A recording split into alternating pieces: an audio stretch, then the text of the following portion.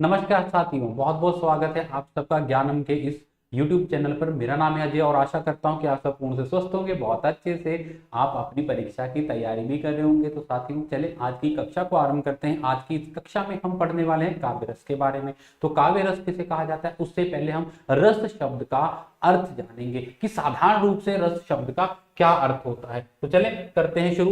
पहले हम देखेंगे रस शब्द।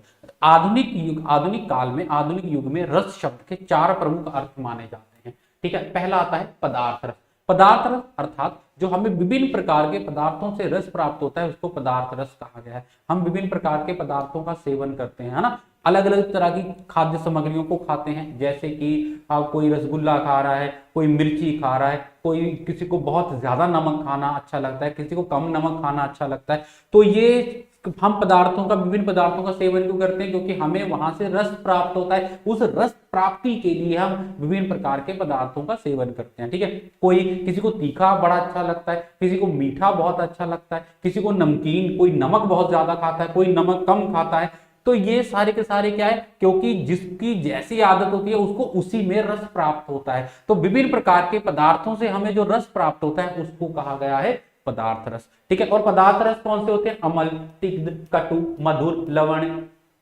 तो ये विभिन्न प्रकार के रस हैं। ठीक है, जैसे अम्ल हो गया, तिक्त हो गया, कटु हो गया, मधुर मीठा खाना, तीखा खाना। ठीक है, कसैला खाना, किसी को करेला खाने में बड़ा आनंद आता है, कहीं को करेला अच्छा नहीं लगता, कहीं को मिर्ची खाने में बहुत आनंद आता है, किसी को मिठाई खाने में बहुत आनंद आता है। तो विभिन्न प्रकार के पदार्थों से विभिन्न प्रकार के रस प्राप्त होते हैं, उसी को कहा गया है पदार्थ रस। उसके बाद हमारे पास आता है औषधि रस। तो औषधि रस किसे कहा गया है, जब हम किसी प्रकार की औषधि का सेवन करते हैं तो उस औषधि से हमें जो रस प्राप्त होता है उसको कहा गया है औषधि रस। मान लीजिए कि हम कोई आंवला खाता है, कोई तुलसी का सेवन कर रहा है। ठीक है, तो ये कई करेला खाते हैं औषधि के रूप में, है ना।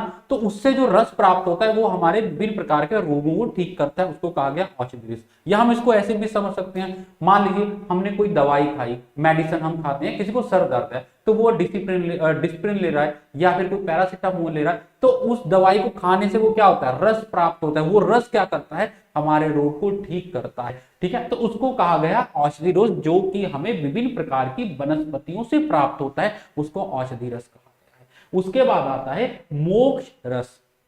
मोक्ष रस किसे कहा गया है, अर्थात मोक्ष रस पहले प्राप्त हमें कहां से होता है, भक्ति करने से। भक्ति करने से हमें क्या प्राप्त होता है, मोक्ष। क्यों भक्ति की जाती है, आज लोग हरिद्वार जा रहे हैं, कोई अयोध्या जी जा रहा है, कोई वृंदावन जा रहा है, तो वो भक्ति करते हैं। ठीक है, भगवान की सेवा करते हैं ताकि हमें मोक्ष प्राप्त हो। अब मोक्ष क्या चीज है, शास्त्रों में कहा गया है मोक्ष अर्थात मुक्ति प्राप्त हो जाना, अर्थात मनुष्य जन्म कहा जाता है। 84 लाख योनियों के बाद हमें प्राप्त होता है, अर्थात एक व्यक्ति को 84 लाख बार जन्म लेना पड़ता है, 84 लाख बार उसकी मृत्यु होती है। तो जन्म के समय पीड़ा होती है, मृत्यु के समय व्यक्ति को पीड़ा होती है। तो जन्म और मरण की ये जो पीड़ा है, उसके बाद जैसे हमने मनुष्य जन्म लिया है, तो मनुष्य जन्म में हमें कई प्रकार के जीवन जीते हुए हमें कई प्रकार के दुख होते हैं, कईयों को कई शारीरिक रोग है, मतलब पीड़ादायक रहता है।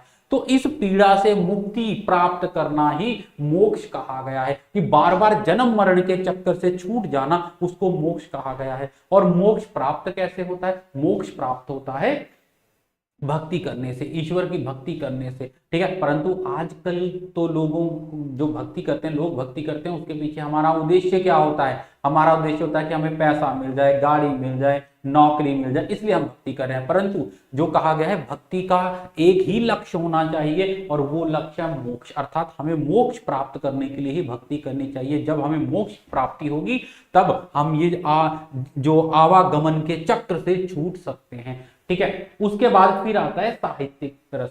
साहित्य रस, जो हमें विभिन्न प्रकार के साहित्य को पढ़ने से जो रस प्राप्त होता है उसको साहित्य रस कहा गया है। किसी को कहानी पढ़ने में बहुत आनंद आता है, किसी को कविता पढ़ने में बहुत आनंद आता है। तो कोई कहानी पढ़ के आनंद ले रहा है, कोई कविता पढ़कर आनंद ले रहा है, तो वहां से जो रस प्राप्त होता है। कविता क्यों पढ़ता है कोई व्यक्ति कहानी क्यों पढ़ रहा है, कोई आत्मकथा क्यों पढ़ रहा है, क्योंकि उनको उसको पढ़ने में आनंद आता है। कई बार आपने देखा होगा यात्रा पर जाते हैं जब, है ना, तो यात्रा पर जाते हैं, हमने देखा होगा ट्रेन में कई लोग बुक्स पढ़ रहे हैं, कोई मैगजीन पढ़ रहा है, ठीक है, प्लेन में जाते हैं आप तो वहां पर भी कोई बुक पढ़ रहा है, कोई बस में बुक पढ़ रहा है और कोई रील्स देख रहा है ना, कोई मोबाइल चला रहा है। तो अब देखें, जो व्यक्ति, एक व्यक्ति को रील्स देखने में आनंद आ रहा है और एक व्यक्ति को पढ़ने में आनंद आ रहा है। कई व्यक्तियों को आदत होती है रात को सोने से पहले वो किताब पढ़कर सोएंगे, है ना, तो मतलब उनको उसमें आनंद आता है इसलिए वो पढ़ते हैं। और ऐसा अगर किसी का साहित्य रस, किसी को साहित्य रस प्राप्त होता हो, साहित्य में आनंद आता हो, तो वो उसके लिए वैसे भी अच्छा है क्योंकि हमारा ज्ञान वृद्धि होती है। तो साहित्य रस क्या हो गया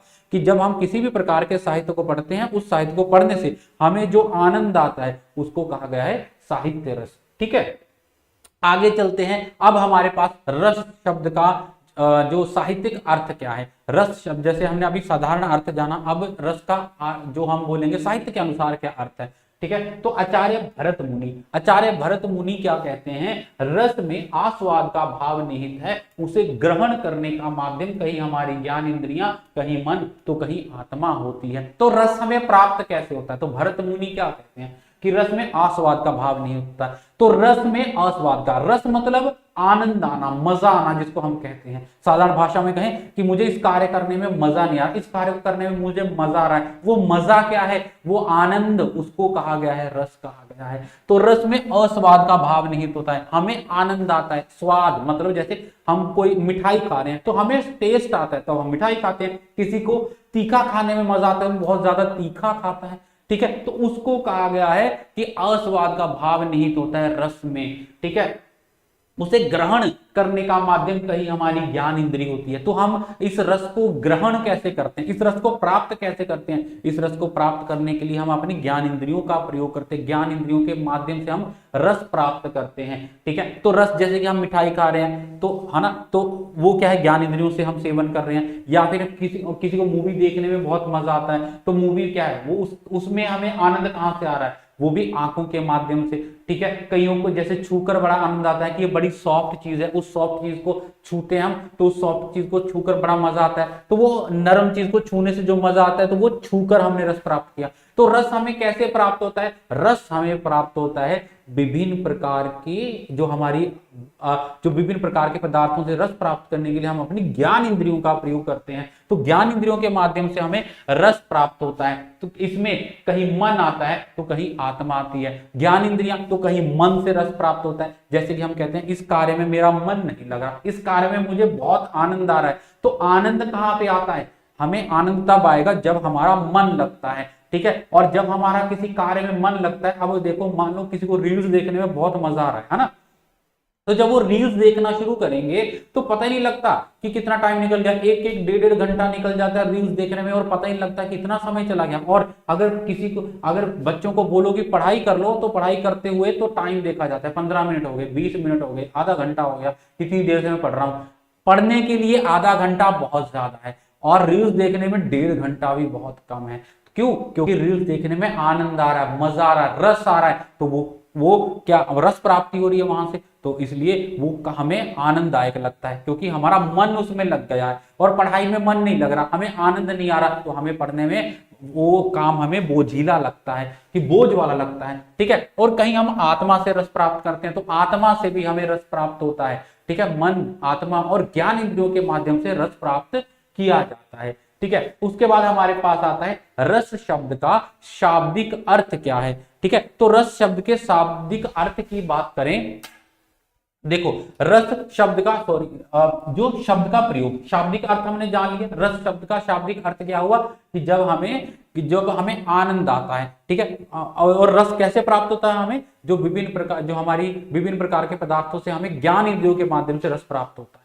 ठीक है, तो रस शब्द का प्रयोग सर्वप्रथम कहां पर किया गया, तो ऋग्वेद में रस शब्द का प्रयोग पदार्थ रस के रूप में किया गया था। सर्वप्रथम रस शब्द का प्रयोग जो है ऋग्वेद में किया गया था, वहां पर सोम रस शब्द का प्रयोग किया गया था। सोम रस, अब सोम रस किसे कहा जाता है, कईयों में ये भ्रांति है कि सोम रस होता है मदिरा, दारू, जिसको शराब बोलते हैं कि शराब है ये सोम रस शराब। हमने देखा होगा धार्मिक सीरियल्स आपने देखे होंगे तो उसमें भगवान इंद्र क्या करते हैं, सोम रस पान करते हैं। है ना, देवता सोमरस पान करते हैं। तो जब वो नृत्य देख रहे होते हैं और जो देखा होगा आपने सीरीज में, नृत्य देख रहे हैं और सोमरस पान कर रहे हैं, तो हमें क्या लगता है कि वो शराब पी रहे हैं। सोचें वो देवगण है, देवता हैं, देव इंद्र हैं, देवताओं के राजा हैं, तो वो शराब पिएंगे तो फिर देव कैसे हुए? अगर वो शराब पीना कोई गलत कार्य है, तो गलत कार्य अगर कर रहे हैं तो वो देवता कैसे हुए? ठीक है, तो सोमरस हमारे मन में ये धारणा बन चुकी है, सोमरस का अर्थ होता है शराब। ठीक है, परंतु सोमरस जो है शराब के रूप में प्रयोग नहीं की जाती है, शराब नहीं थी। सर्वप्रथम जैसे कि ऋग्वेद जो है उसमें यज्ञ हवन के बारे में बात की जाती है। ठीक है, तो जब हवन किया जाता था, यज्ञ किया जाता था, उस यज्ञ के बाद जो यज्ञ पुरुष हैं, कहा जाता है कि वो सोमरस लेकर निकलते थे। सोमरस एक ऐसा पवित्र पदार्थ जिसको कहा गया है कि जिसको पीने से आप रोग मुक्त हो जाते हैं, आपकी इच्छाओं की पूर्ति होती है। ठीक है, उसको कहा गया है सोमरस। परंतु हमारी धारणा बदल गई और हमने अपनी समझ से सोमरस का अर्थ हमने क्या लगा लिया कि शराब को सोमरस कहा जाता है। जो शराब है उसको मदिरा कहा जाता था। आपने देखा होगा कि राक्षस क्या करते हैं, दानव मदिरा पान कर रहे हैं और देवता सोमरस पान कर रहे हैं। तो मदिरा और सोमरस में बहुत अंतर है। ठीक है, तो सोमरस का सर्वप्रथम प्रयोग किया गया था ऋग्वैदिक काल, ऋग्वेद में जो है सोमरस के बारे में बात की गई थी। उसके बाद आता है उत्तर वैदिक काल में रस शब्द का प्रयोग आनंद के रूप में किया जाने लग गया और फिर धीरे धीरे रस शब्द का अर्थ में परिवर्तन आया। रस शब्द का अर्थ क्या हो गया? आनंद, अर्थात जहां पर हम रस की बात करते हैं वहां पर अर्थ होता है आनंद की प्राप्ति। अर्थात हम किसी भी कार्य को करते हैं, उस कार्य को करने से जो हमें रस प्राप्त होता है, तो वो रस क्या है? वो आनंद है। उस कार्य को करने से हमें आनंद की प्राप्ति हो रही है। ठीक है, तो रस का अर्थ क्या हुआ? आनंद। तो ये जो उत्तर वैदिक काल में रस शब्द का प्रयोग आनंद के रूप में किया जाने लग गया। ठीक है, उसके बाद आता है काव्य रस। अब रस शब्द का अर्थ आपको पता चल गया। अब हम बात करेंगे काव्य रस। ठीक है, काव्य रस किसे कहा जाता है? काव्य को पढ़ने, सुनने या देखने से पाठक, दर्शक को जो अलौकिक आनंद और सुखद अनुभूति होती है उसे रस कहते हैं। रस को काव्य की आत्मा माना जाता है। ठीक है, तो अब देखो, काव्य को देखने, सुनने, मतलब काव्य को पढ़ने से काव्य को पढ़ा जाता है ना, और सुनने से काव्य को सुना जाता है, कहानियों को सुना जाता है, कविताओं को सुना जाता है, और देखने से, देखने कैसे में जो काव्य नाटक किए जाते हैं, ठीक है, जो नाटकों का मंचन किया जाता है, तो उसको देखने से हमें जो आनंद प्राप्ति होती है, ठीक है, उसको कहा जाता है, उसको आनंद और सुखद अनुभूति को काव्य रस कहा जाता है। अर्थात सरल सी बात है, सीधी सी बात है, किसी काव्य को पढ़ने से जो हमारे मन में आनंद आता है उसको कहा गया है काव्य रस। काव्य को पढ़ने, सुनने या फिर देखने से हमें जो आनंद की प्राप्ति होती है उसको काव्य रस कहा गया है, उसे रस कहते हैं। और रस को काव्य की आत्मा माना गया है। रस को काव्य की आत्मा माना गया है। काव्य के गुणों में रस एक गुण है। ठीक है, जब तक काव्य में रस नहीं होगा वो काव्य किसी को अच्छा नहीं लगेगा, कोई उस काव्य को पढ़ेगा नहीं। ठीक है जी, उसके बाद आगे हमारे पास आती हैं रस की विशेषताएं। अब रस की विशेषताएं क्या क्या हैं? पहले हमने रस का अर्थ जाना, फिर हमने उसके बाद काव्य रस का अर्थ जाना। अब हमारे पास आता है रस की विशेषताएं। ठीक है, तो रस की पहली विशेषता क्या है? अलौकिक आनंद। अर्थात रस की अनुभूति संसारिक दुखों से ऊपर उठकर एक अलौकिक आनंद प्रदान करती है। अलौकिक आनंद, अलौकिक मतलब जो इस लोक से संबंधित ना हो उसको कहा जाता है अलौकिक आनंद।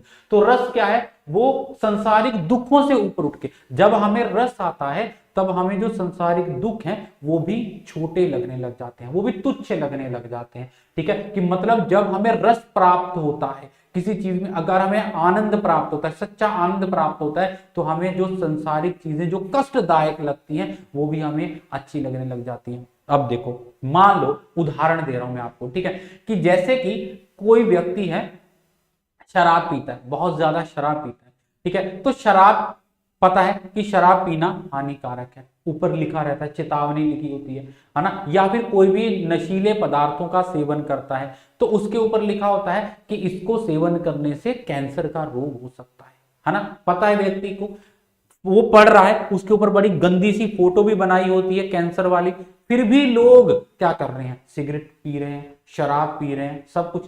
क्यों? क्योंकि उनको उसमें आनंद आता है।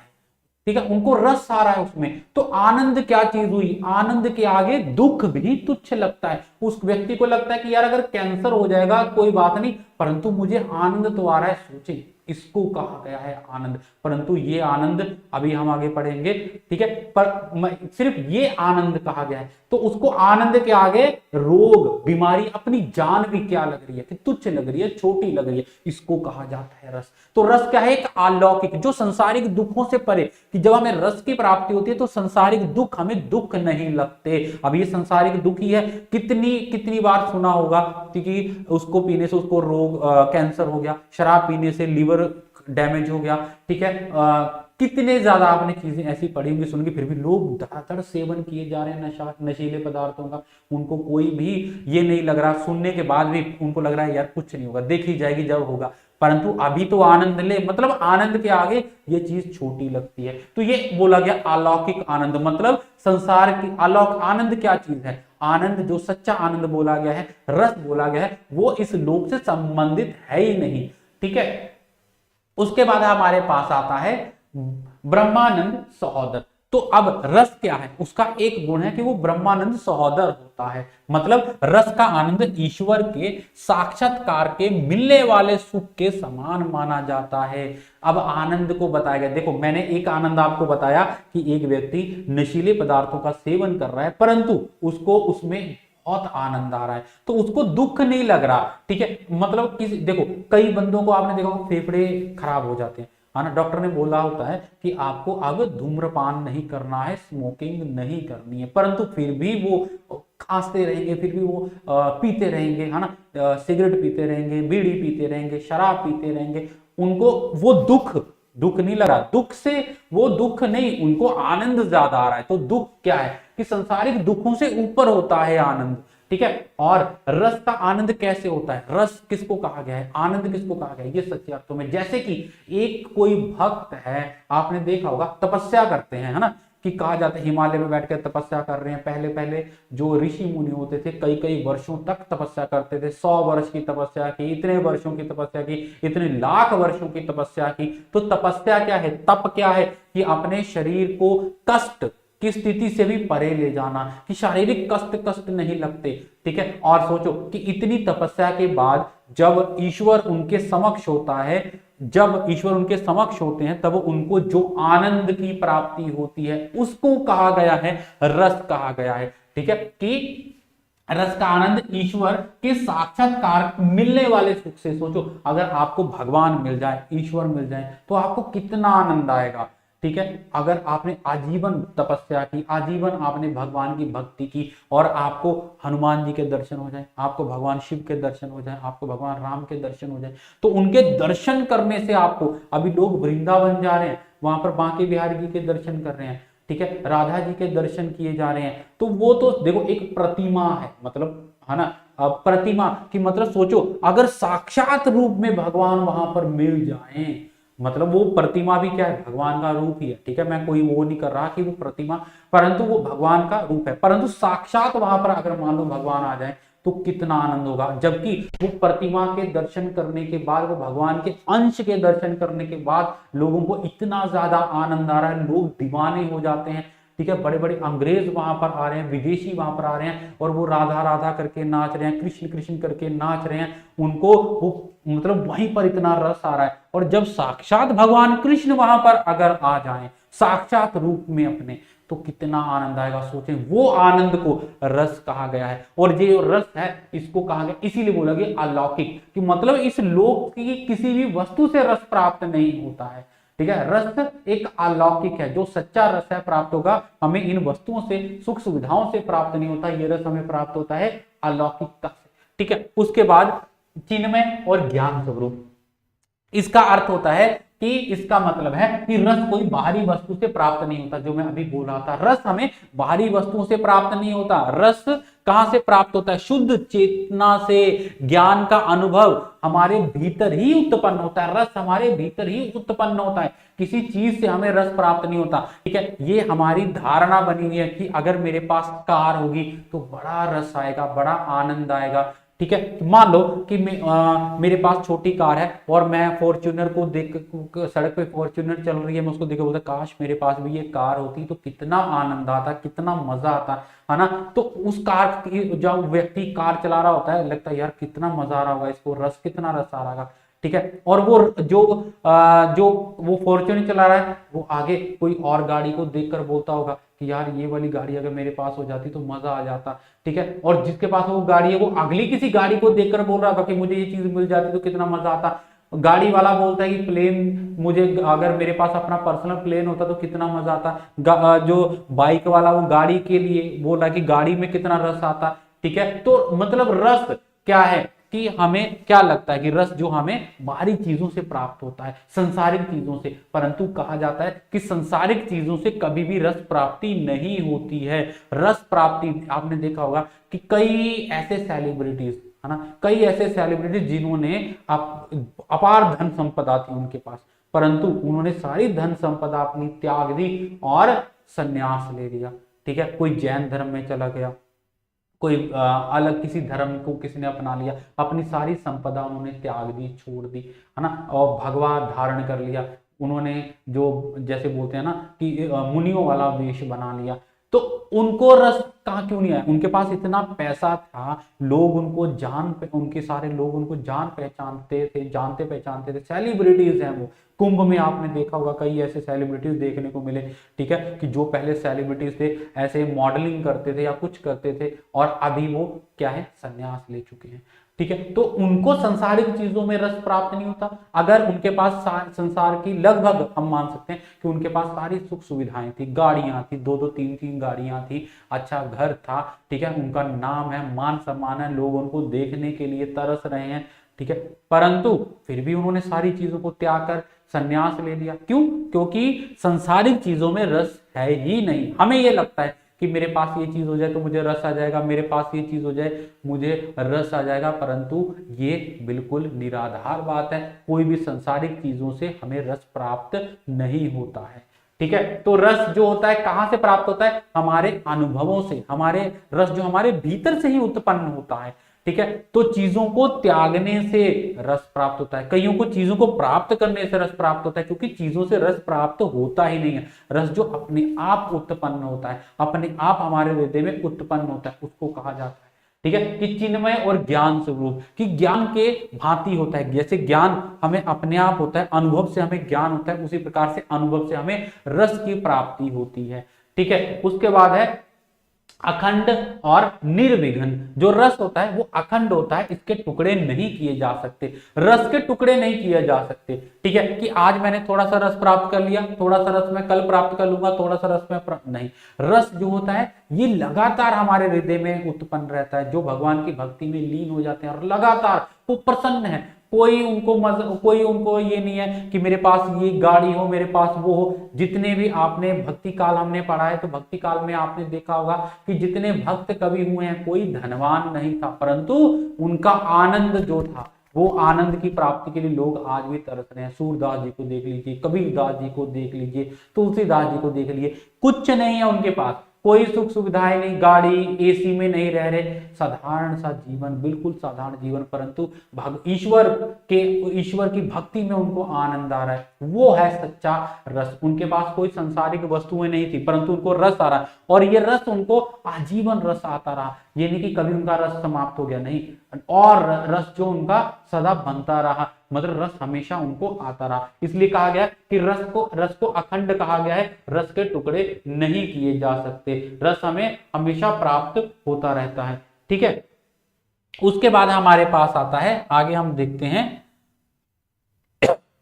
तन्मयता की अवस्था।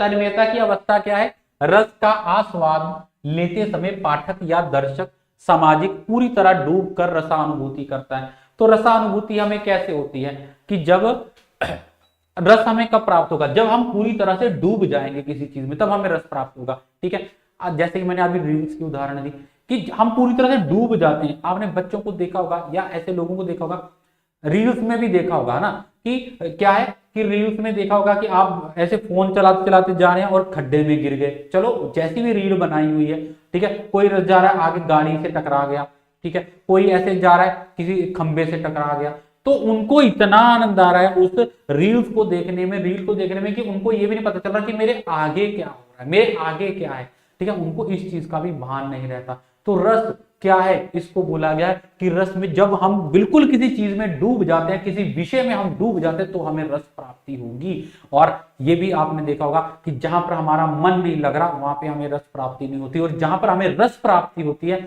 वहां पर हमें समय का भी पता नहीं चलता। हमें ऐसे लगता है कि हमें ऐसे लगता है कि हमें पता नहीं कितना, अभी अभी इतना ही टाइम हुआ, इतना ही समय, हमें लगता है कि थोड़ा समय हुआ, परंतु समय कितना ही बीत चुका होता है, समय का हमें भान ही नहीं रहता। उसको कहा गया है कि रस, जब हम किसी चीज में पूरी तरह से डूब जाते हैं तब हमें रस की प्राप्ति होती है, ठीक है। उसके बाद है स्वयं प्रकाशानंद। रस जो है स्वयं प्रकाशानंद है, अपने आप ये प्रकट होता है, हम किसी से जबरदस्ती रस नहीं, हम ये नहीं कह सकते कि रस जो जबरदस्ती करने से रस उत्पन्न होगा, ठीक है। मान लो अगर किसी बच्चे को पढ़ने में आनंद नहीं आ रहा, तो उस बच्चे को हम मार पीट कर बिठाते हैं तो उसको आनंद नहीं आएगा, जब तक आनंद नहीं आएगा तब तक उसको पढ़ा हुआ याद भी नहीं रहेगा। और जो भी लोग इंटेलिजेंट होते हैं, पढ़ने में बहुत अच्छे होते हैं, तो उनको पढ़ने में आनंद आता है, अपने आप पढ़ेंगे, अलग अलग किताबें पढ़ेंगे तो वो ज्ञानवान होंगे, बुद्धिवान होते हैं, ठीक है, उनके पास बहुत ज्ञान होता है।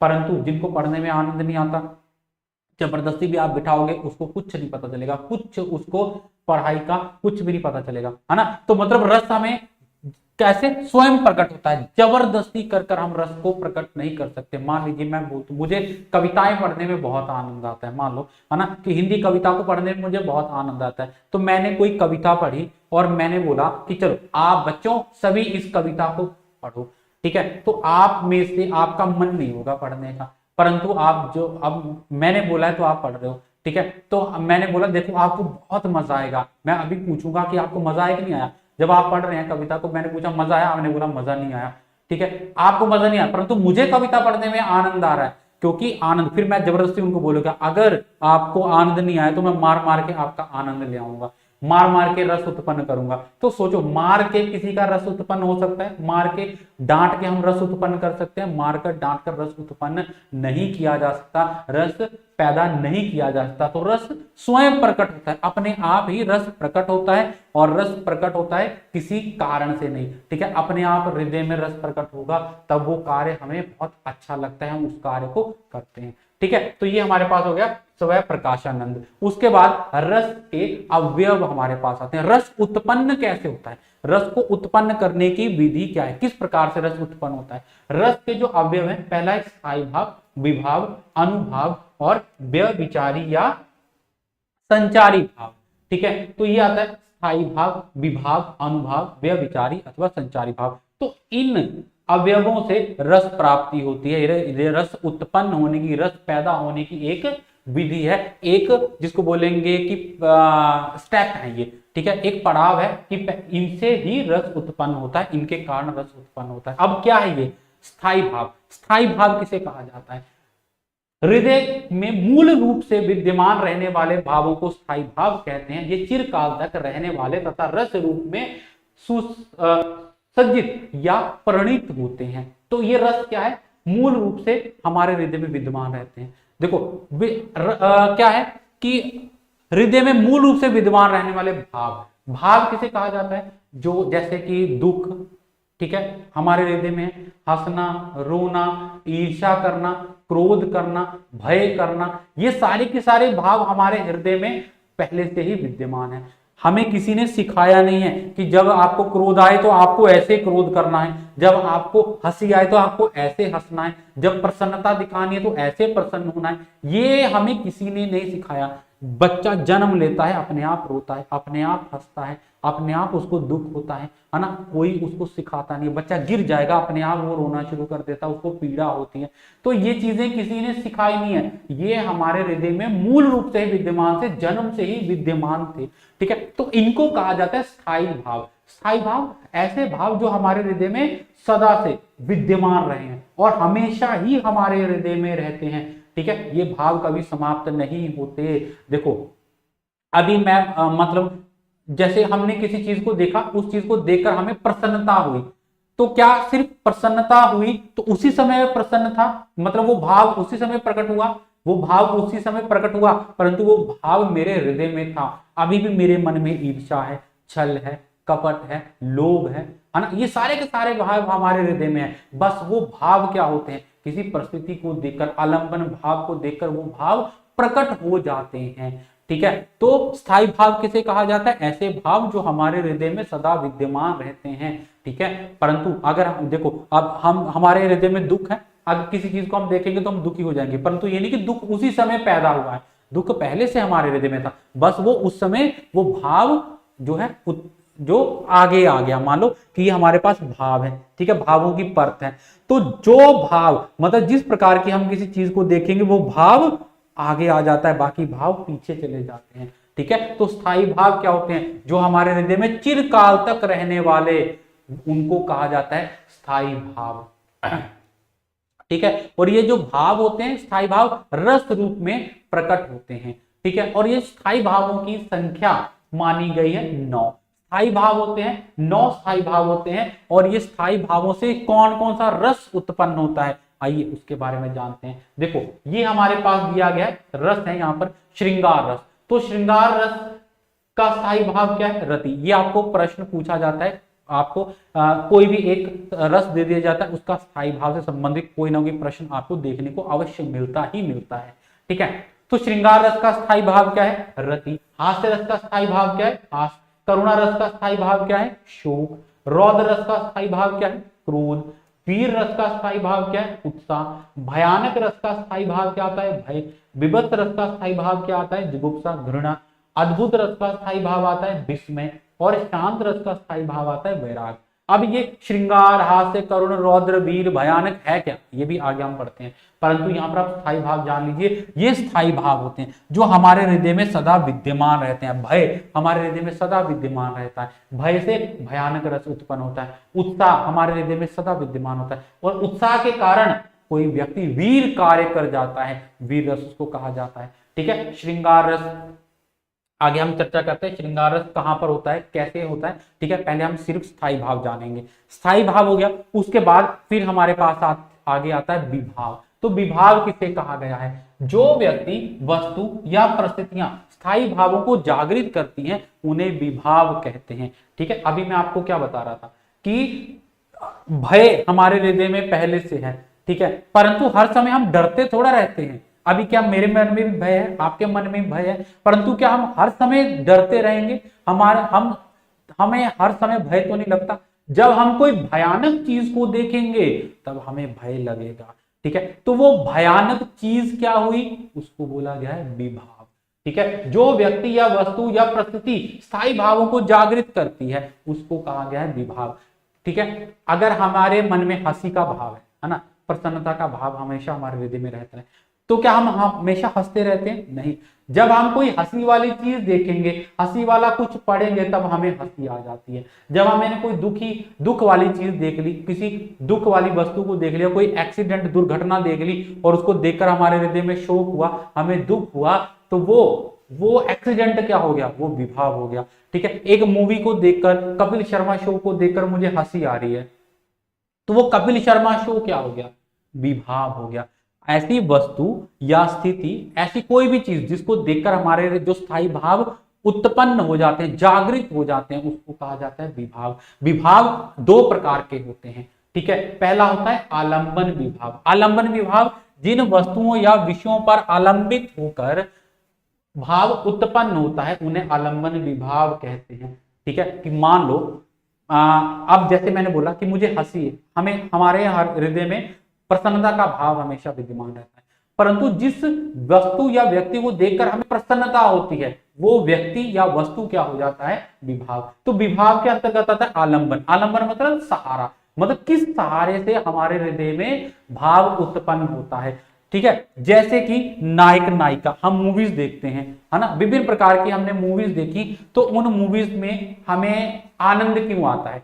ठीक है, अभी जैसे मूवीज चल रही हैं, बॉर्डर 2 चल रही है, ठीक है, धुरंधर 2 चल रही है, तो उनको देखकर हमें आनंद क्यों आ रहा है, उसमें जो नायक है या नायिका है उनके कारण हमारे हृदय में रस उत्पन्न होता है, हम बोलते हैं बड़ा मजा आया मूवी देखने में। तो वो मूवी देखने में मजा क्यों आया, आनंद क्यों आया, मजा क्या है, आनंद। तो हमें वो आनंद क्यों आया, क्योंकि वहां पर जो नायक था, जो नायिका थी, उसके कारण हमें आनंद आया। तो वो नायक नायिका क्या हो गया, आलंबन विभाव हो गया। ठीक है, तो देखो जैसे कि जैसे कि कोई मूवी है, उस मूवी को देखते हुए हमें हंसी आई।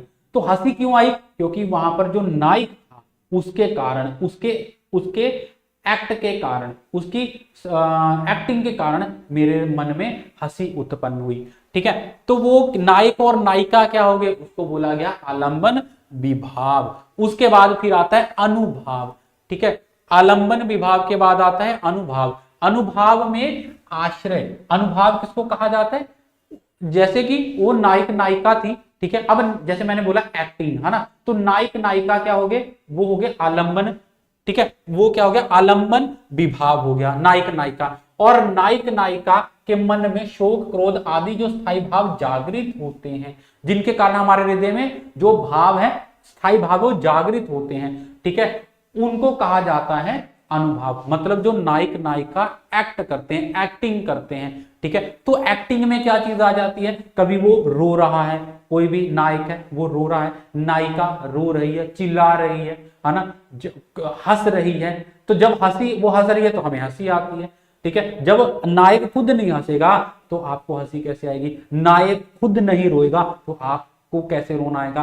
तो वो नायक नायिका का हंसना रोना जो हमारे हृदय में स्थायी भावों को जागृत करता है, उसको कहा गया अनुभाव। कभी वो क्रोध करता है, कभी वो कांपता है, कभी वो चिल्लाता है, कभी वो डरता है, तो उसको कहा गया है अनुभाव। ठीक है, जो समझ आ गया कि जो नायक नायिका जो एक्टिंग करते हैं, जो अपने भावों में परिवर्तन करते हैं, उसको अनुभाव कहा गया। और अनुभाव कौन करता है, नायक नायिका करते हैं। ठीक है, और उनके कारण हमारे हृदय का जो स्थायी भाव है वो जागृत होता है।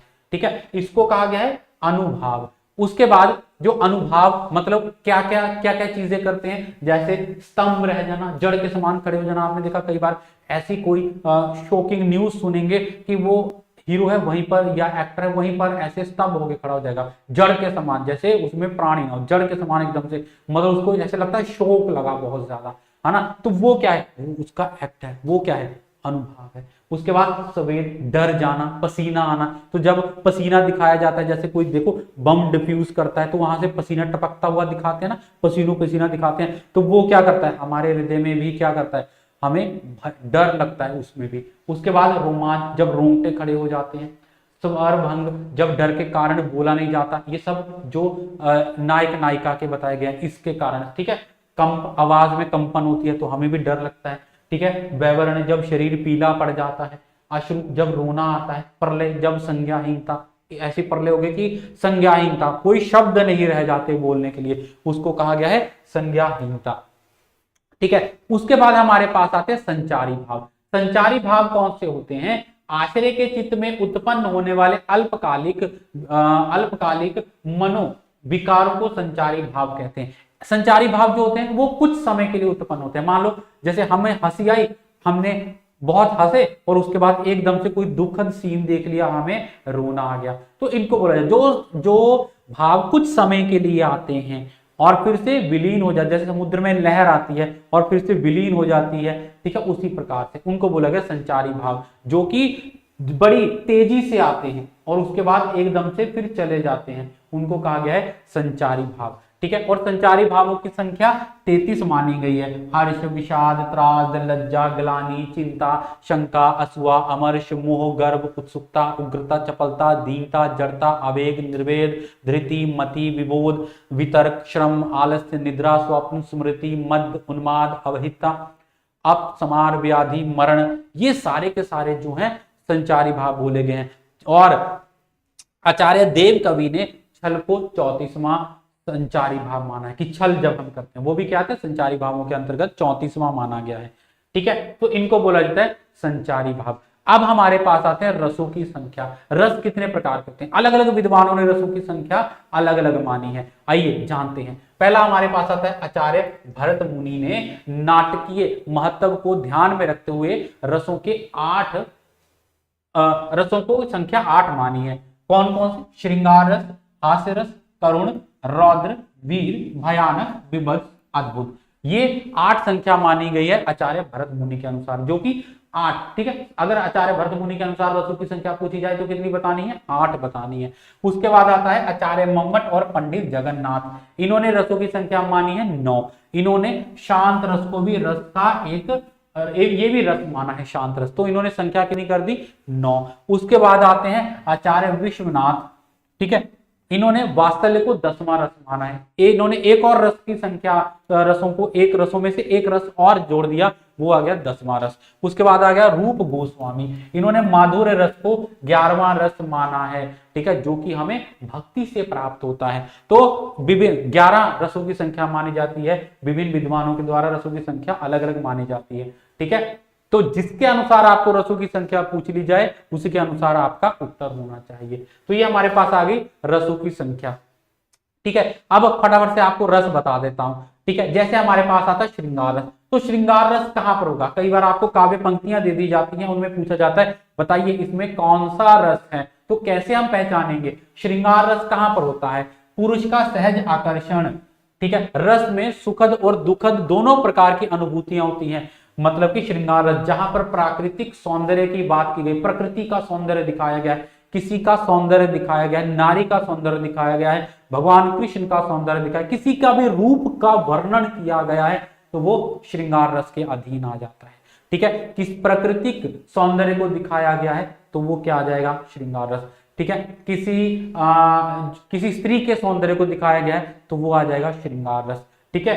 तो श्रृंगार रस 2 प्रकार के होते हैं, संयोग श्रृंगार रस और वियोग श्रृंगार रस। तो संयोग श्रृंगार रस जहां पर मान लो प्रेमी प्रेमिकाओं को मिलते हुए दिखाया जाता है उसको संयोग श्रृंगार रस कहा जाता है, और जहां पर प्रेमी प्रेमिकाओं को अलग होता दिखाया जाता है, बिछुड़ना उनका दिखाया जाता है, वहां पर हमारे पास होता है वियोग श्रृंगार रस। तो 2 प्रकार के रस हमारे पास हो गए, संयोग श्रृंगार रस और वियोग श्रृंगार रस, ठीक है। तो सुंदरता जहां पर दिखाई जाएगी वहां पर सुंदरता का वर्णन किया जाएगा, वहां पर श्रृंगार रस हो जाएगा, ठीक है। उसके बाद विभत्स रस, विभत्स जब गंदी और घृणित वस्तु को हम देखते हैं उस वहां से घृणा उत्पन्न होती है, उसको कहा जाता है घृणा। जब हम आएगी किसी ऐसी अवस्था, ऐसी जो ऐसा चित्रण किया जाता है जिसको देखकर हमारे मन में घृणा उत्पन्न होती है, उसको कहा जाता है, वहां पर घृणा रस, विभत्स रस उत्पन्न होता है। फिर आता है अद्भुत रस, ठीक है। अद्भुत रस में क्या होता है? किसी व्यक्ति, वस्तु या घटना को देखकर जब हमें आश्चर्य होता है तो वहां पर अद्भुत रस उत्पन्न होता है। उसके बाद आता है शांत रस, ईश्वरीय प्राप्ति से प्राप्त होने वाले परम आनंद को, ठीक है, उसको कहा गया शांत रस। मतलब जो हमें ईश्वर की भक्ति से जो रस प्राप्त होता है उसको शांत रस कहा गया है। उसके बाद आता है वात्सल्य रस। वात्सल्य रस जैसे कि यशोदा मैया और भगवान कृष्ण के प्रेम की बात की गई, माता यशोदा क्या कर रही हैं? भगवान कृष्ण को खाना खिला रही हैं, ठीक है, तो वो क्या होगा? वात्सल्य रस, ठीक है। माता का पुत्र के प्रति जो प्रेम दिखाया जाता है उसको वात्सल्य रस कहा जाता है। और भक्ति रस, जो हमें भगवान ईश्वर की भक्ति करने से जो रस प्राप्त होता है उसको भक्ति रस कहा गया है, ठीक है।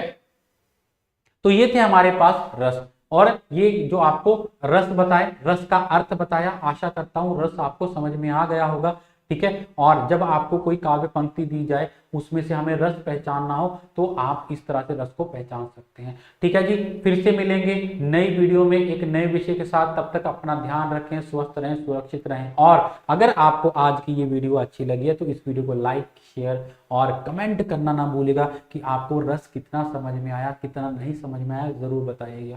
फिर से मिलेंगे, तब तक अपना ध्यान रखें, धन्यवाद, प्रसन्न रहें और मस्त रहें, ठीक है।